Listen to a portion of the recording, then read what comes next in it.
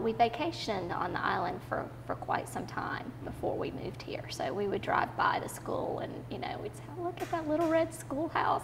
That looks like an old-fashioned school. And we decided to enroll our daughter, Amelia, here in Dauphin Island Elementary. She, starting in kindergarten.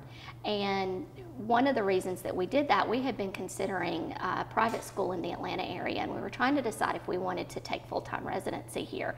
And when we first toured the school and we realized the high quality of this school, we found that we were going to really achieve everything and more in Dauphin Island Elementary that we could have achieved in a private school in a larger metropolitan area. And the quality of education was something that really sealed the deal for us in moving here. My name is Kathy Gallop, and I'm from Mobile, Alabama, and I've been the principal here at Dauphin Island for 3 years. The beach and the nature around us is definitely a big part of that, and it's integrated into so much of what we do. We're always in the water. We have a boat. We're boat people. We're here every weekend anyway, even though we don't live here, because my husband loves to go fishing. That's how he grew up, and so we're out on Petty Boy Island and at the Cut or on the West End every weekend. I think for me, going out on the beach is something that I do outside of the summer. Typically, I can go and do my weekly shopping and I come back across this bridge and I just take a deep breath and think, what a beautiful, peaceful place to call home. And you do feel the stresses of the world fall off of you from time to time.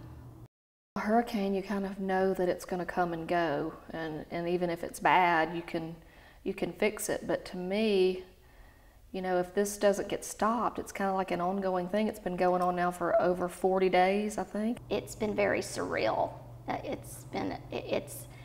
My response has been a feeling of not knowing how to respond, a sense of not knowing what to expect, not really being able to imagine what it's going to look like, what it's going to smell like.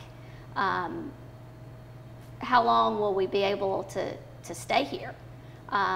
If we're able to stay and we don't have to evacuate, how is it going to change, not only our quality of life, but the healthy living that we've enjoyed here.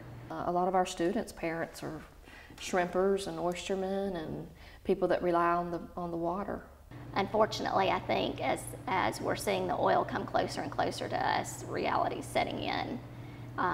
We're not sure what that reality looks like, but I think we all feel like it is going to affect our school. We're so close to the beach, and in what way, we don't exactly know. In my mind, I'm picturing black crude oil coming up onto the beach, and if I would have seen that, I probably would have broken down into tears, but it was just hard, looked like hard, almost solid balls of oil. Sometimes I feel angry about it. I've always been a big supporter of drilling in the Gulf. My whole family has.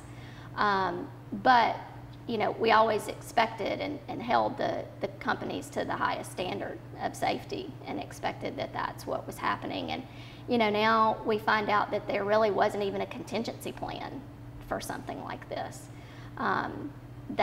That makes me angry. At times, it just makes me very sad to imagine what's going to happen to our environment and to all the wildlife around us.